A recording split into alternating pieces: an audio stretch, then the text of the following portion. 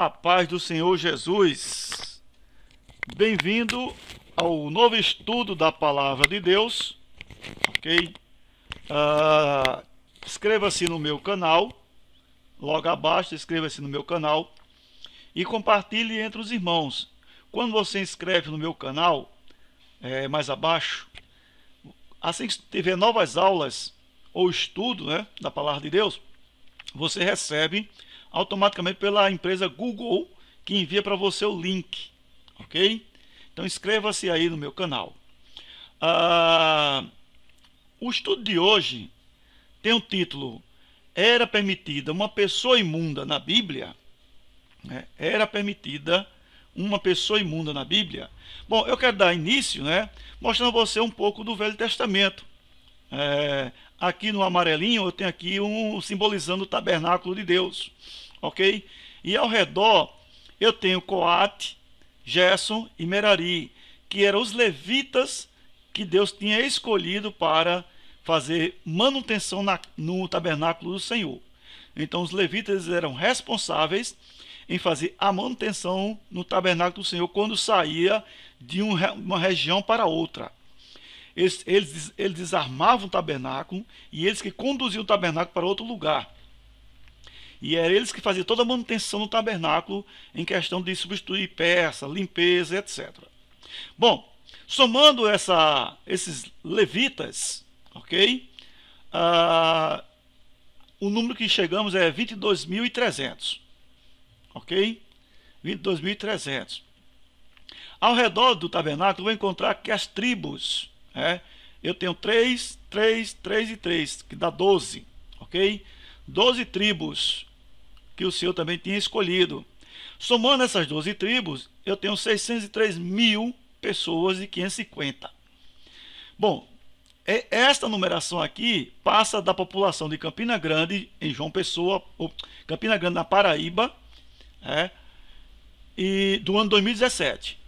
Passa da população de lá. E fica próximo à população da capital João Pessoa do ano 2017, ok? 603.000 pessoas. Então veja só a quantidade de pessoas que havia nesse meio aqui, No lado aqui, nessa entrada aqui do tabernáculo, ficava Moisés e Arão e os filhos, Eram eles que ministravam tabernáculos de Deus. Bom, vamos ver agora aqui o tabernáculo como passou uma réplica. Uma réplica do tabernáculo de Deus. Então aqui, é uma réplica que os judeus cristãos construíram lá em Israel, esse tabernáculo, ok? Esse tabernáculo existe lá em Israel, certo? Existe. Alguns rabinos já mostraram isso no ano 2017, eu tenho assistido. Alguns pastores do Brasil também têm mostrado esse tabernáculo aqui no deserto. Ele construído, apenas construiu essa réplica aqui, simbolizando o tabernáculo no tempo bíblico. Bom, vamos entender melhor, ok?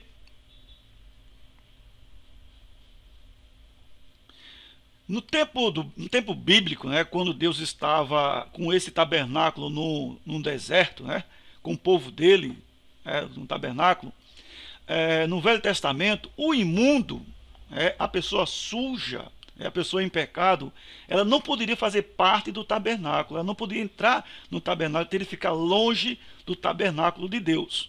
Assim Deus o determinou. Ou seja, a pessoa imunda, ela estava em pecado, mas não tinha Deus nela, ok? Ela não tinha Deus. Então, entenda bem, a pessoa imunda, ela não se aproximava de Deus quando assim houvesse o quê? Uma cerimônia, Continuando. Já no Novo Testamento, tira-se a figura do tabernáculo, ok? O tabernáculo não existe mais, ok? E também não se sabe nem onde está mais a arca, do tabernáculo. E aqui tem o homem, certo? E Paulo declara que o homem, ele é corpo de Cristo, ok? O homem passa a ser corpo de Cristo.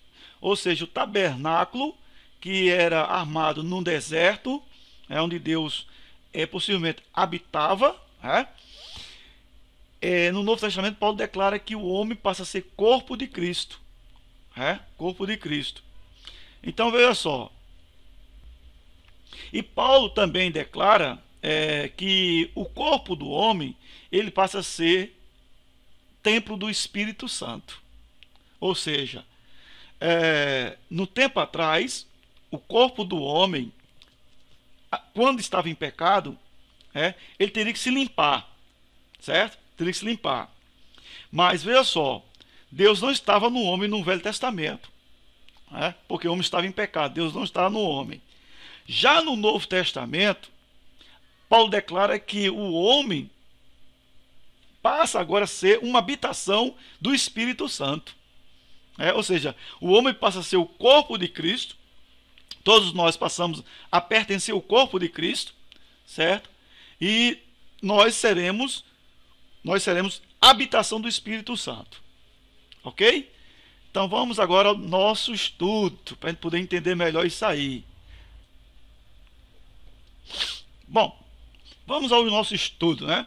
Ali só foi uma introdução, para que você possa entender que lá no passado, no Velho Testamento, o homem estava em pecado, Deus criou leis para que o homem pudesse se limpar, certo? Se limpar, porque no futuro haveria o Espírito Santo para habitar no corpo da pessoa.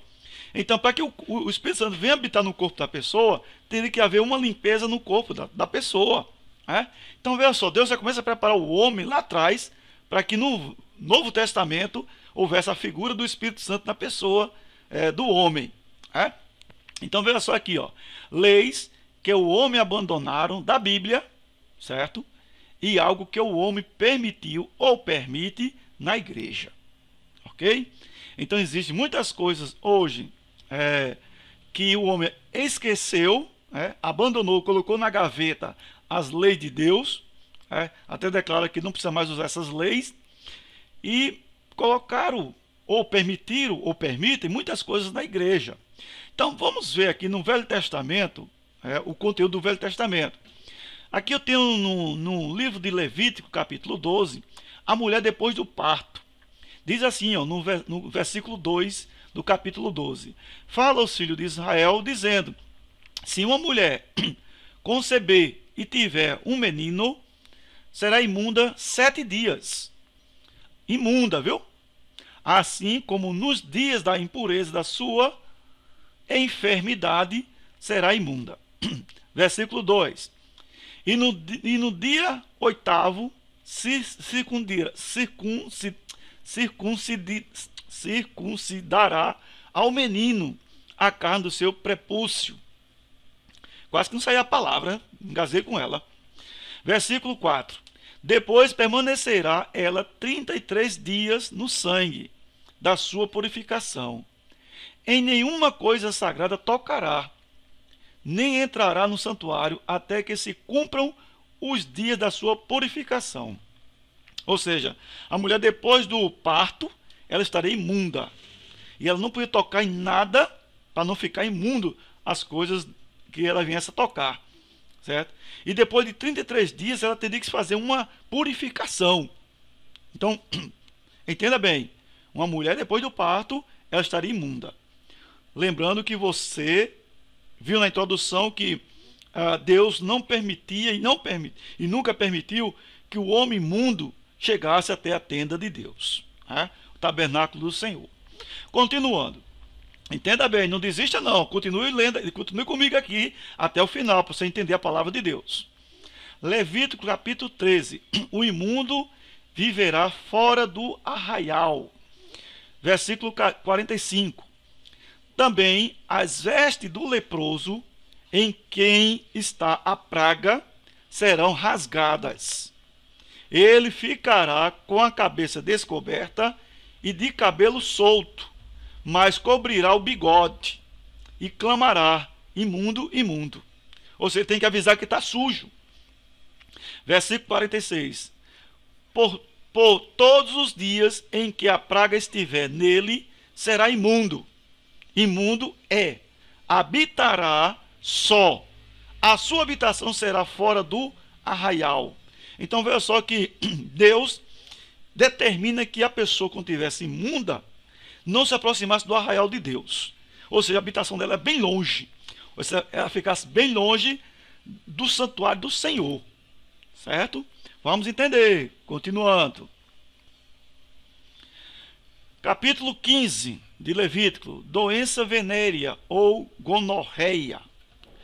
Versículo 2. Fala aos filhos de Israel e dizei-lhes: qualquer homem que tiver fluxo da sua carne, por causa do seu fluxo, será imundo. Olha só. Fluxo da sua carne é doença, meu irmão. É uma doença. Quem tem fluxo normal é a mulher. Mas o homem, fluxo é da carne, então é doença. Então, quando a pessoa tiver o fluxo, será o quê? Imundo.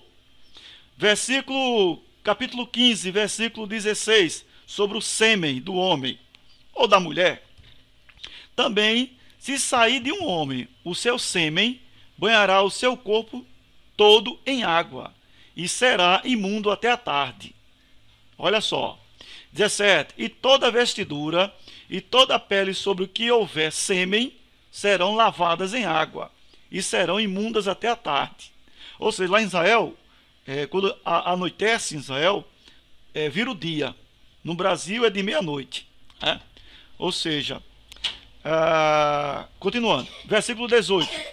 Igualmente, quando a mulher com quem o homem se deitar com sêmen, ambos se banharão em água e serão imundos até a tarde. Ou seja, quando a pessoa expele sêmen dormindo, se ela não se limpar, ela tá imunda. Então ela não pode fazer parte do contexto de Deus enquanto ela não se limpar. Certo? Não se limpar. É bom observar isso. Ok? Continuando. Capítulo 15. O fluxo de sangue. Versículo 19. Mas a mulher, quando tiver fluxo, e o seu fluxo na sua carne for sangue, ficará a sua impureza por 7 dias. E qualquer nela tocar será imundo até a tarde. Ou melhor, quem tocar nela fica sujo. E tudo aquilo sobre o que ela se deitar durante a sua impureza será imundo. E tudo sobre o que se sentar será imundo. 21.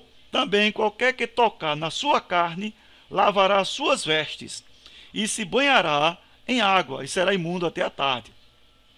Versículo 22.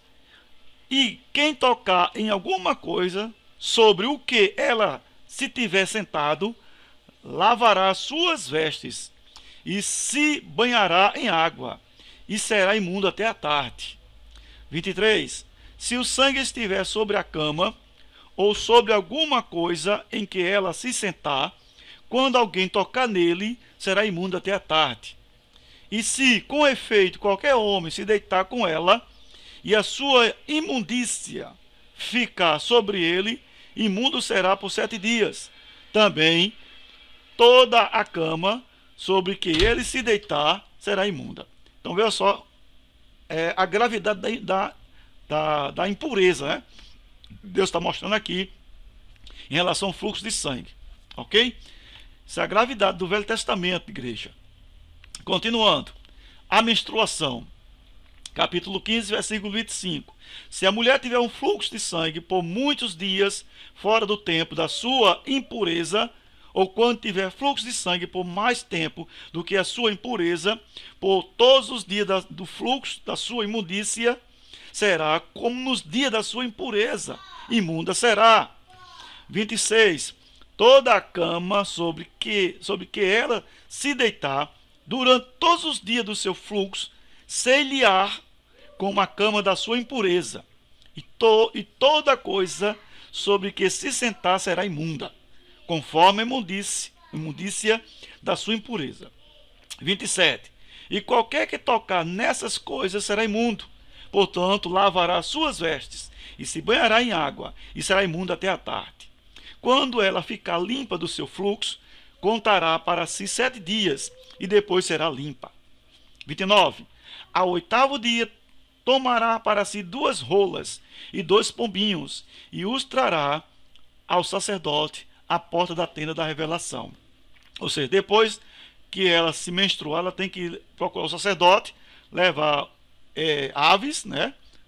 E para fazer ali uma purificação. O 30. Então o sacerdote oferecerá um deles para oferta pelo pecado e o outro para holocausto. E o sacerdote fará por ela expiação perante o Senhor, por causa do fluxo da sua imundícia. Continuando, capítulo 15, a lei de Deus. Aí, no mesmo capítulo 15, 31, diz assim: assim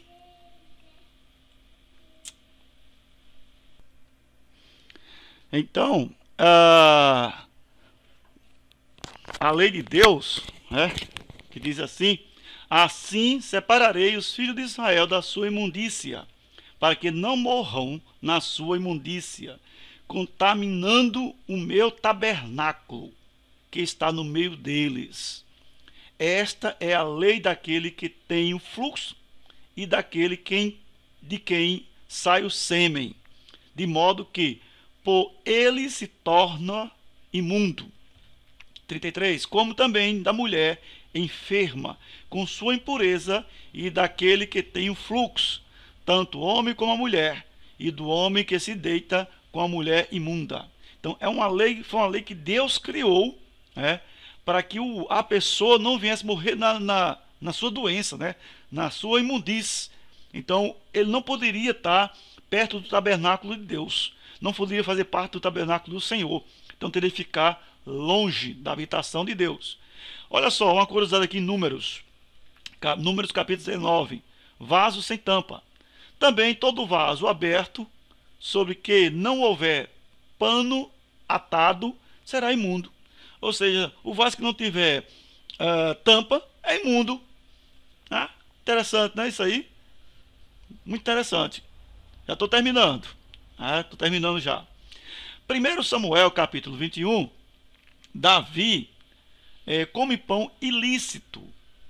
Então veio Davi, capítulo 20, 1 Samuel capítulo 21, versículo 1. Então veio Davi a Nobe, ao sacerdote Aimeleque, o qual saiu, tremendo ao seu encontro, e lhe perguntou: por que vem só, e ninguém contigo? Respondeu Davi ao sacerdote: o rei me encomendou um negócio, e me disse: ninguém saiba deste negócio pelo qual eu te enviei, e o qual te ordenei. Quanto aos mancebos, apontei-lhes tal e tal lugar. Bom, até aí Davi faz uma pequena mentira, né?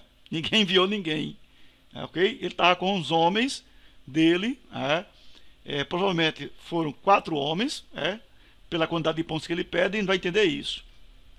Bom, mais abaixo é que eu quero chamar a atenção. Versículo 3. Agora, pois, que tens à mão? Isso é Davi perguntando, né? Dai-me 5 pães, ou que se achar. Ao que, respondendo o sacerdote, Davi disse: não tenho pão comum à mão. Há, porém, pão sagrado. Se ao menos os mancebos se têm abstido das mulheres, ou seja, se os homens que estavam com Davi não tivessem relação sexual com as mulheres, não tivessem. Aí, versículo 5, respondeu Davi ao sacerdote, e lhe disse: sim, em boa fé, as mulheres se nos vedaram há 3 dias, quando eu saí. Os vasos dos mancebos também eram santos, embora fosse para uma viagem comum. Quanto mais ainda hoje não serão santos os seus vasos? Então o sacerdote lhe deu pão sagrado, porque não havia ali outro pão senão os pães da própria proposição, que se haviam tirado de diante do Senhor no dia em que tiravam para si pôr ali pão quente. Vejamos, Davi chega até um rei, o sacerdote, né, e pede comida. E o sacerdote diz: o pão aqui é sagrado, Davi. Agora, se teus amigos aí, né, teus homens aí, estiverem não feitos relação sexual com as mulheres, certo? Então eu vou dar. Então o que Davi diz? Olha, nós há 3 dias, né, não fazemos relação sexual com as mulheres. Ou seja, nós estamos limpos, puro, certo? Então foi por isso que o sacerdote deu a ele o pão, né? Porque eles estavam limpos, ok? Então olha só, observação aqui. Até para comer um pão sagrado, é necessário a pessoa estar limpa. Entendeu aí? Tem que estar limpa. E para finalizar, ok? A gravidade do pecado da impureza tornou-se pior no Novo Testamento. Ok? A gravidade tornou-se pior. Quer lhe dizer, irmão, que no Novo Testamento a impureza, ou o imundo, né? Ficaria impuro até a tarde. Ou seja, na troca do dia em Israel. Em primeira carta aos Coríntios, capítulo 12, Paulo diz, capítulo 12, versículo 27. Ora, vós sois corpo de Cristo. Então preste sua atenção.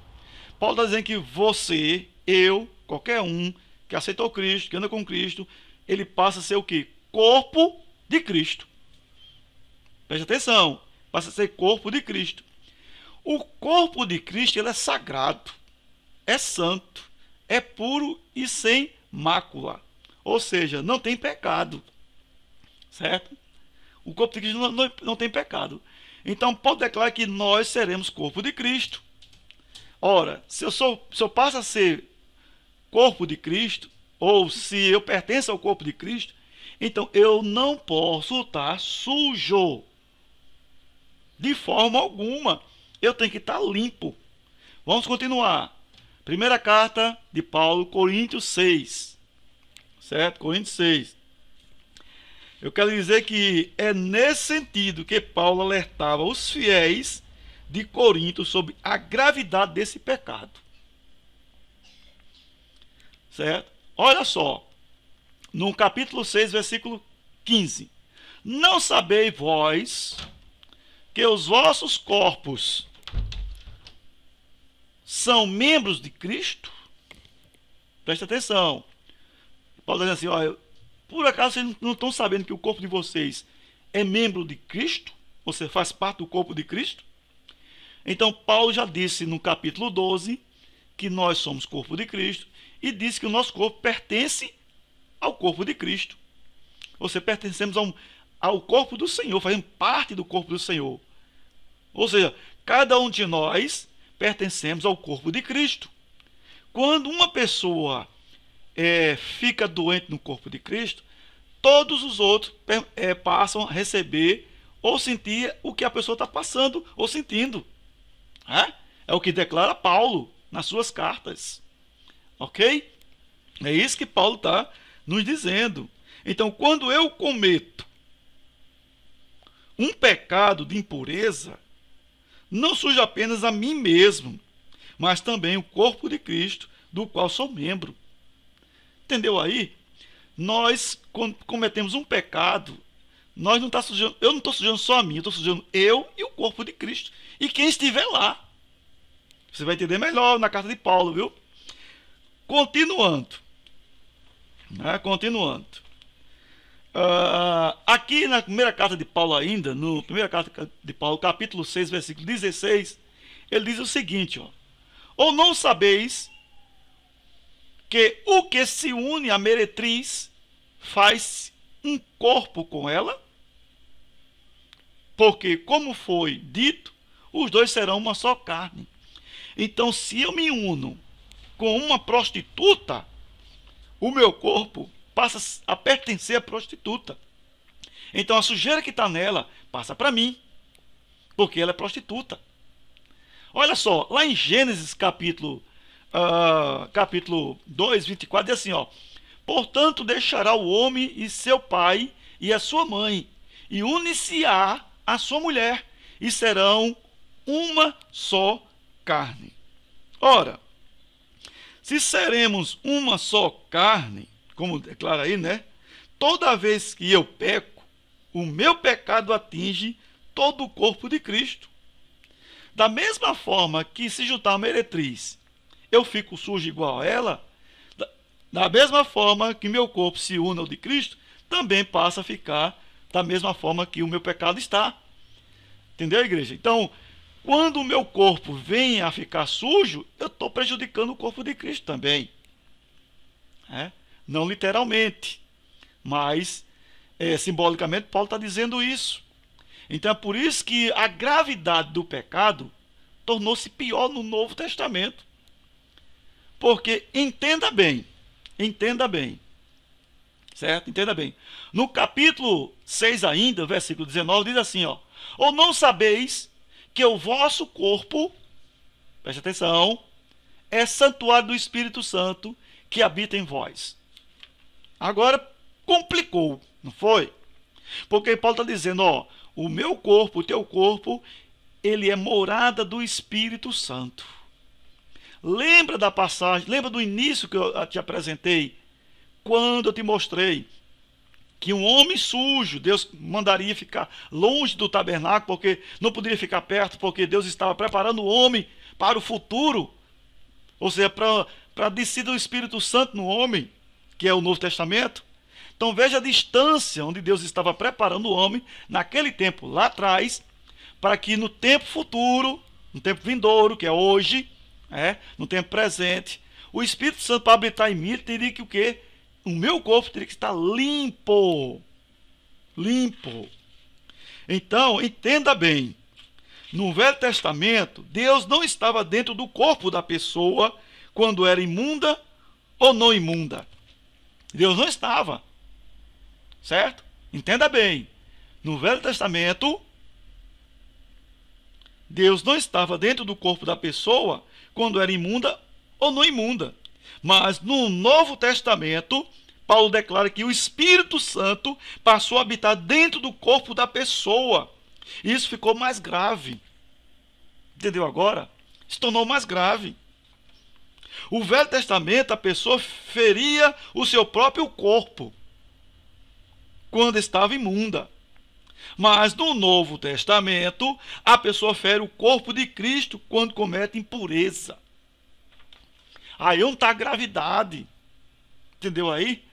Por isso que Deus lá atrás, ele exigia que o povo se tornasse limpo, não permanecesse sujo, porque da forma que Deus criou as leis lá atrás, o homem tem o quê? Abandonado essa lei de Deus, tem deixado de lado. E hoje em dia, é notório nas igrejas, o camarada subiu um púlpito, subiu um local lá onde se prega a palavra de Deus, cheio de esperma, que não é acusar, mas é por falta de consciência e falta de entendimento. É o camarada que está vivendo em fornicação, está em pecado e sobe no púlpito para pregar. Ali é um lugar reservado para se pregar a palavra de Deus por pessoas santas, pessoas que estão vivendo na santidade. Não é para qualquer pessoa, porque no momento que a pessoa bota qualquer pessoa ali, deixa de ser uma coisa mais espiritual, deixa de ser uma coisa espiritual, para ser uma coisa mais assim carnal.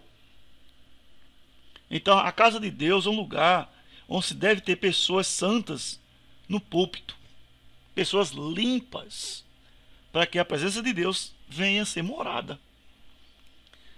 Não é que Deus vai habitar naquele ambiente ali, mas habitar no corpo das pessoas. É o Espírito Santo. Então, tornou-se pior. O camarada está fazendo coisa errada lá fora da igreja, aí do jeito que vem com todo o pecado, entra, imundo, entra, e quer trazer a palavra de Deus todo sujo. Será que é certo isso? Será que isso é certo? Tira suas dúvidas. Que Deus te abençoe e te guarde, que te faça resplandecer e te dê a paz. Amém? Até o próximo estudo da palavra de Deus.